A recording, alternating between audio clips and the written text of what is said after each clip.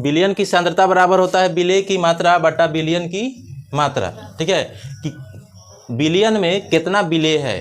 ठीक है, तो विलेय होता है जो घुल जाता है, अविलयन मतलब जो घोल बनाए हैं वो विलयन। अविलयन के दो घटक होते हैं बताए थे, एक विलेय होता है, एक विलायक होता है।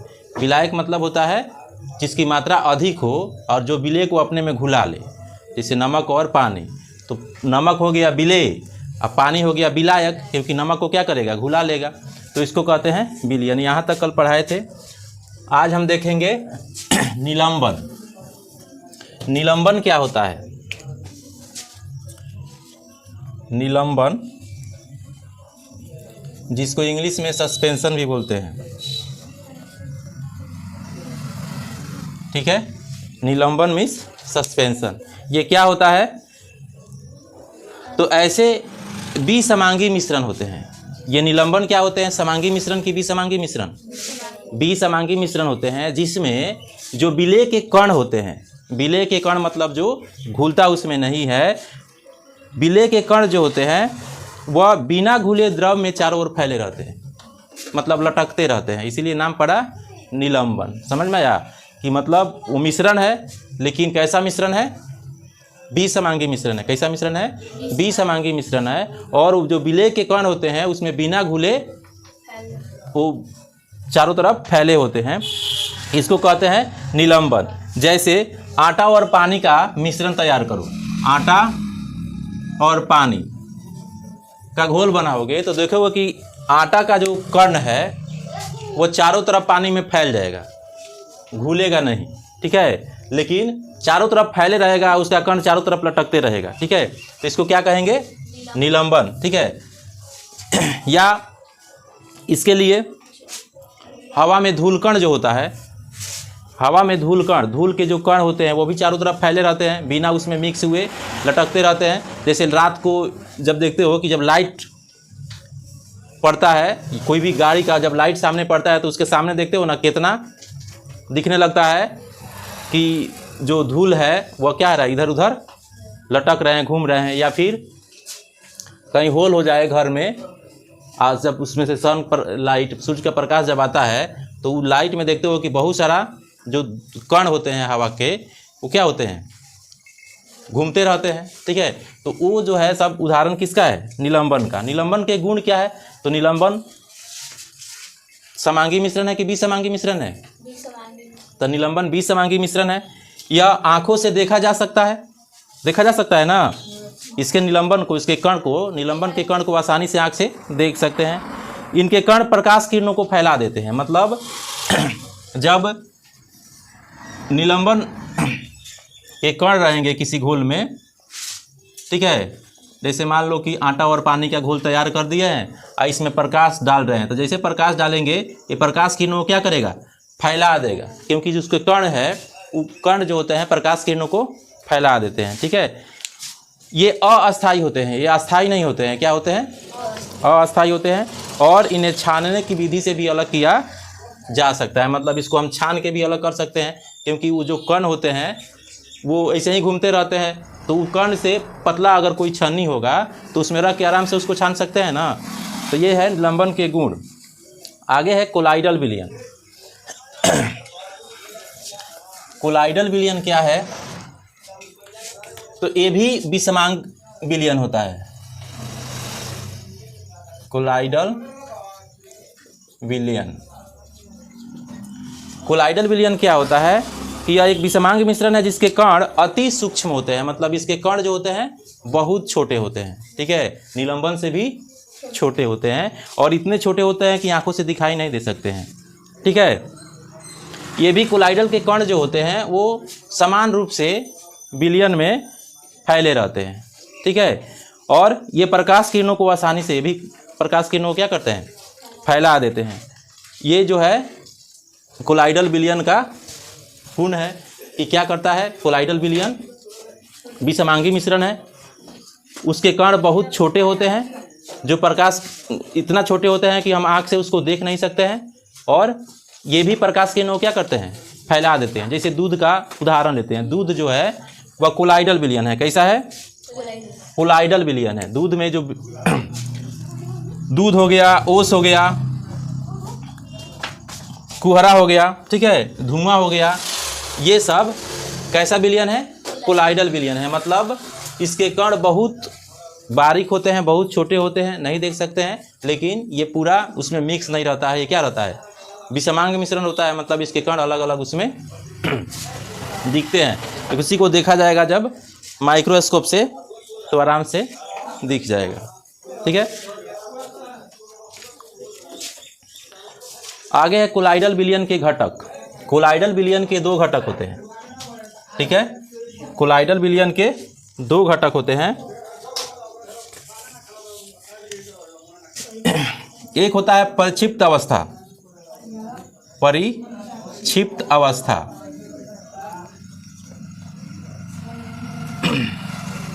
प्रक्षिप्त प्रावस्था, और दूसरा होता है परिक्षेपण माध्यम, परिक्षेपण माध्यम।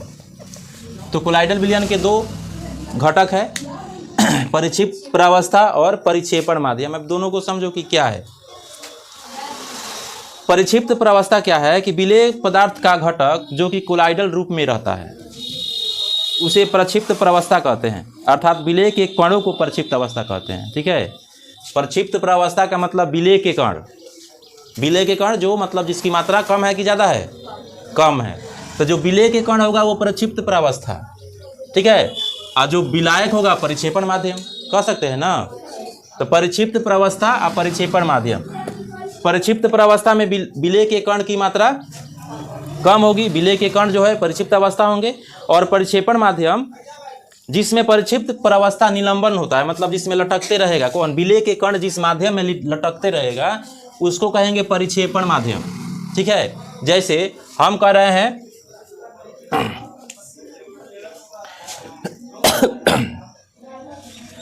कुहासा, कुहासा, ठीक है। अब कुहासा में बताओ परिक्षिप्त प्रावस्था और परिक्षेपण माध्यम। कुहासा, कुहासा देखते हो ना, कोहरा होता है। क्या क्या होता है इसमें? कुहासा में क्या क्या होता है? पानी होगा और क्या होगा? और हाँ, हवा मतलब गैस, यही ना होता है, पानी और गैस। अब इसमें बताओ किसकी मात्रा ज़्यादा होता है, किसकी मात्रा कम होता है? कुहासा में किसकी मात्रा कम होगा? हवा की मात्रा कम होगा कि पानी की मात्रा कम होगा?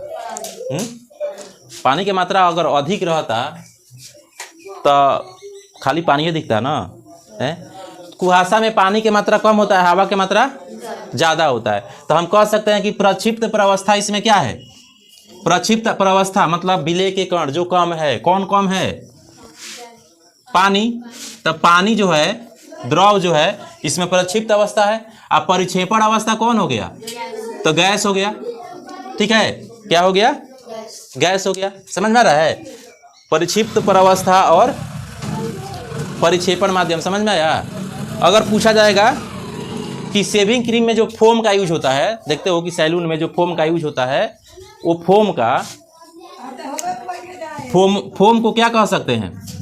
शेविंग क्रीम का जो फोम होता है, इसमें बताओ परिक्षिप्त प्रावस्था और परिक्षेपण माध्यम क्या होता है?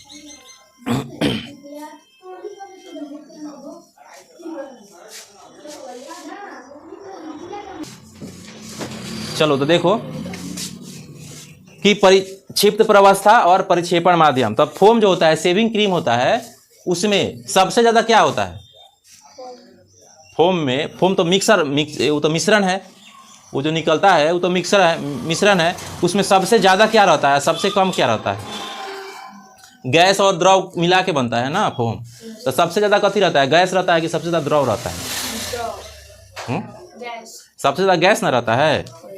तो गैस रहता है। तो गैस क्या हो गया? परिक्षेपण माध्यम हो गया ना। ये द्रव और गैस से मिल के बनेगा, गैस से मिल के बनेगा। तो गैस जो होगा ज़्यादा होता है तो परिक्षेपण माध्यम होगा। द्रव परिक्षिप्त प्रावस्था हो गया, मतलब विलेय के कण हो गया। समझ में आया? तो इसको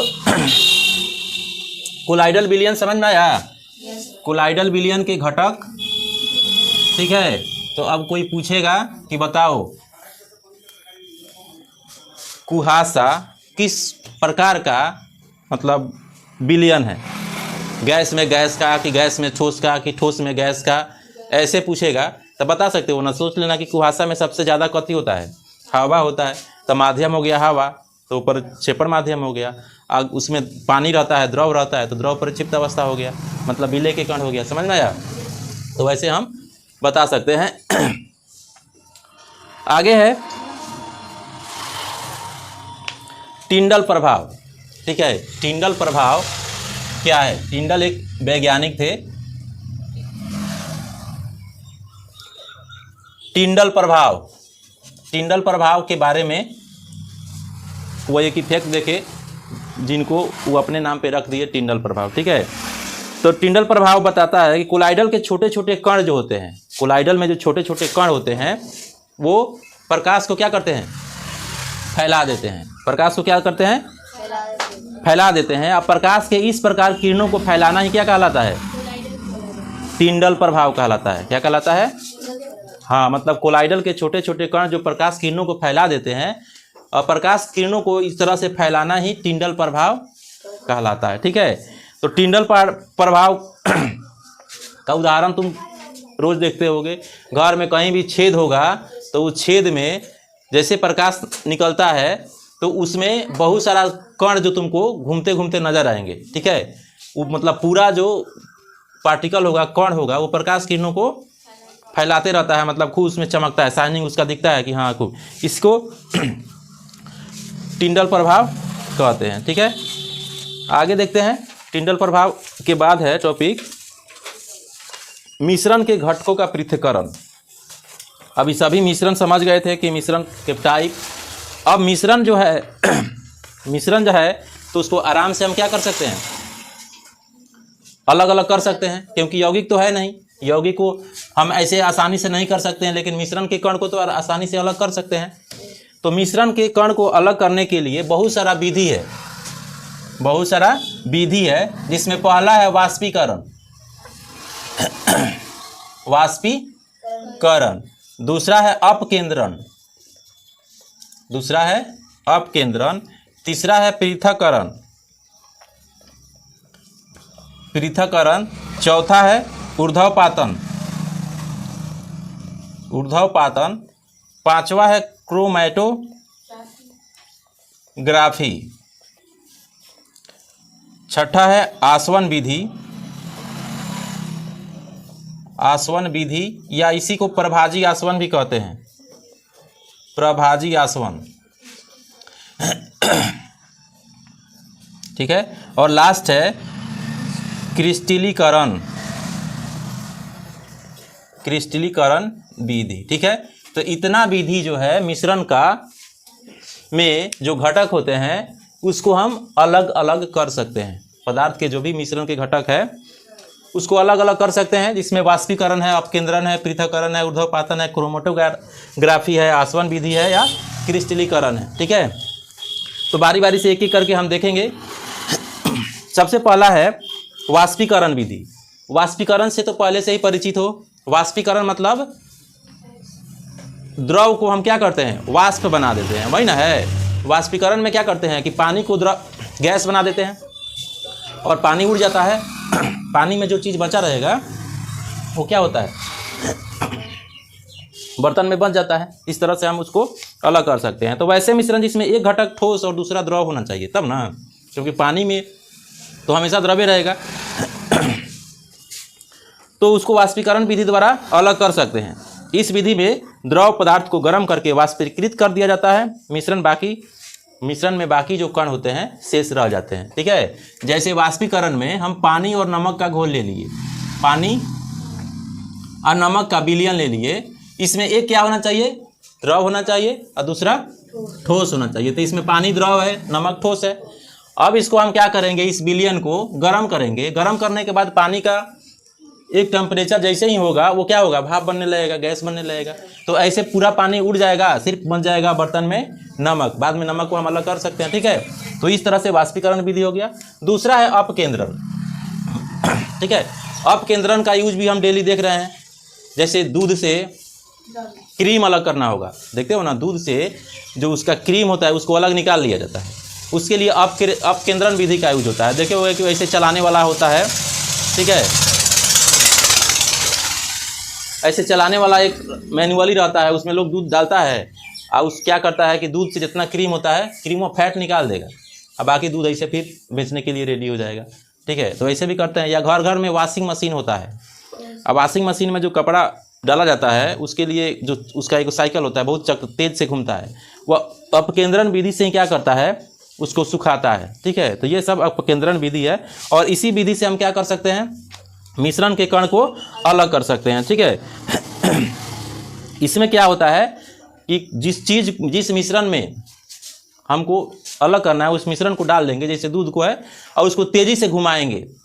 तेज़ी से जब घुमाएंगे तो जो उसके एक कण होंगे, हल्के कण जो होंगे वह ऊपर आ जाएंगे और जो भारी कण होंगे नीचे चल जाएंगे। बाद में हम ऊपर वाला को छान लेंगे और नीचे वाला को जब छान लेंगे तो नीचे वही ना बच गया। तो वैसे इसको अलग कर सकते हैं, ठीक है। अब अपकेंद्रण विधि का बहुत सारा उपयोग भी होता है। अपकेंद्रण विधि का यूज क्या क्या है कि इसका उपयोग जो होता है प्रयोगशाला में रक्त या मूत्र का जांच करने में, जैसे हम लोग जाते हैं ना टेस्ट कराने के लिए खून का, तो इसके लिए कौन विधि से वो लोग जांच करता है अपकेंद्रण विधि का यूज करता है। डेयरी मतलब जो दूध का काम करते हैं लोग, दूध से क्रीम को मतलब मक्खन को अलग करने के लिए भी अपकेंद्रण विधि का यूज करते हैं। और कपड़े धोने का मशीन जो है जिसको वॉशिंग मशीन कहते हैं उसमें भी कौन सा विधि का यूज होता है अपकेंद्रण विधि का, ठीक है। आगे है पृथक्करण। पृथक्करण मतलब अलग अलग करना, ठीक है। और ये जो होता है पृथक्करण विधि में वैसे मिश्रण होता है जिसमें घुलनशील नहीं होता है, मतलब इसमें अघुलनशील होता है। मिश्रण में है तो एक अघुलनशील विलेय जो रहेगा वो घुलेगा नहीं, तो जब घुलेगा नहीं तो आसानी से हम हाथ से चुन चुन के उसको क्या कर सकते हैं अलग कर सकते हैं। जैसे चावल में मान लो कि कंकड़ मिश्रण है, मिक्स हो गया है, तो हम चावल से अगर कंकड़ हटाना चाहेंगे तो हम क्या करेंगे, अब जब देख रहे हैं कि घुल नहीं रहा, अलग दिख रहा है हमको, तो उसको हाथ से चुन चुन के हम अलग कर सकते हैं। तो इसी विधि को क्या कहते हैं पृथक्करण विधि। कौन सा विधि? हाँ। और इसका धातु शोधन के दौरान इसमें लोहे को पृथक करने के लिए किया जाता है और तेल तथा जल के अघुलनशील मिश्रण को भी पृथक करने के लिए किया जाता है, क्योंकि जिसमें एगो घुला रहेगा नहीं घुलेगा एगो उसमें, ठीक है, मतलब अघुलनशील रहेगा। अब कह दिया जाएगा पानी में पेट्रोल मिला दो, पानी में पेट्रोल मिला दो, तो पानी में पेट्रोल मिला देंगे तो पानी में पेट्रोल घुलेगा नहीं ना घुलता है। तो अब जब नहीं घुल रहा है तो उसको हम पृथक्करण विधि से आराम से निकाल सकते हैं ना। जब जान रहे हैं कि नहीं घुल रहा है तो ऊपर वाला को आराम से उसको उड़ेल देंगे, पेट्रोल निकल जाएगा, पानी बन जाएगा, ठीक है। तो ये सब करने के लिए पृथक्करण विधि का यूज करते हैं। आगे है ऊर्ध्व पतन। क्या है? ऊर्ध्व पतन, ठीक है। ऊर्ध्व पतन में ऊर्ध्व पतित होने वाले पदार्थों को अलग करते हैं। ऊर्ध्व पतित को मतलब होता है जो पदार्थ गर्म करने पर बिना द्रव बने गैस बन जाए। ठोस पदार्थ जो गर्म करेंगे उसको तो द्रव नहीं बनेगा, डायरेक्ट कथी बन जाएगा? गैस बन जाएगा, ठीक है। जैसे सबसे उसका सस्ता उदाहरण है कपूर। कपूर सबके यहाँ मिलता है ना। तो कपूर में जब भी हम आग लगाते हैं, कपूर को गर्म करते हैं तो क्या होता है? द्रव बनता है? नहीं ना बनता है, वो डायरेक्ट किसमें हो जाता है? गैस उड़ जाता, गैस बन जाता है। तो इसी को कहते हैं ऊर्ध्व पतन। तो वैसा पदार्थ जो इस टाइप का हो, उड़ने वाला पदार्थ हो, तो उसको ऊर्ध्व पतन विधि द्वारा अलग करेंगे, ठीक है। जैसे मान लो तुमको कपूर में किसी चीज़ का मिश्रण हो जाए, ठीक है। मान लो ये कपूर में क्या कहा, कपूर में लोहा का बुरादा मिक्स कर दो, मतलब कपूर को बारीकी पीस दिया और लोहा का बारूद भी है, उसको भी बारीक होता है और वो एके में फेंटा गया है, तो उसको तो हाथ से चुनेंगे नहीं। उसके लिए सस्ता उपाय क्या है कि हम उसको गर्म कर देंगे। जैसे गर्म करेंगे पूरा कपूर उड़ जाएगा, बन जाएगा क्या? खाली लोहा। ऐसे ही ऊर्ध्वपातित पदार्थ एक अमोनियम क्लोराइड होता है। क्या होता है? Ammonium chloride. अब अमोनियम क्लोराइड अगर नमक में मिल जाए तब क्या करेंगे, कैसे अलग करेंगे? तो वैसे ही गर्म करके अलग कर देंगे। अमोनियम क्लोराइड ऊर्ध्वपातित पदार्थ है तो आराम से उड़ जाएगा, बन जाएगा सिर्फ नमक। आगे है क्रोमेटोग्राफी। क्रोमेटोग्राफी में क्या होता है कि इस विधि में उन विलेय पदार्थों को पृथक करने में एक प्रयोग किया जाता है जो एक ही प्रकार के विलायक में घुले होते हैं। मतलब वैसे पदार्थ जो एक ही प्रकार के विलायक में घुले रहते हैं, ठीक है। मिश्रण से घटकों को पृथक करने की इसी विधि को क्या कहते हैं? क्रोमेटोग्राफी कहते हैं। जैसे डाई से रंगों को अलग करना, इसका सबसे ज़्यादा उपयोग रंगों को अलग करने में किया जाता है। ठीक है, रंगों को अलग करने की विधि में कौन सा विधि का पूछा जाए कि रंगों को अलग करने के लिए डाई से रंगों को अलग करना है, कौन सा विधि का यूज करेंगे, तो क्रोमेटोग्राफी का। ठीक है, या फिर प्राकृतिक रंगों को, प्राकृतिक जो रंग निकाला जाता है, कलर होता है, उसके पिगमेंट को अलग करने के लिए। ठीक है, या रक्त से नशीली पदार्थ को अलग करने के लिए। रक्त में जो नशीली पदार्थ है, जैसे कोई नशा वाला चीज़ करता है और वो अगर मर जाता है तो उसका पोस्टमार्टम होता है ना, तो उसके लिए हम क्या करेंगे, इस विधि का प्रयोग करके हम देख सकते हैं कि हाँ उसके रक्त ब्लड में नशा है, नशीली पदार्थ का कौन सा सेवन किया है। तो ये सब करने के लिए क्रोमेटोग्राफी का यूज करते हैं। आगे है प्रभाजी आसवन।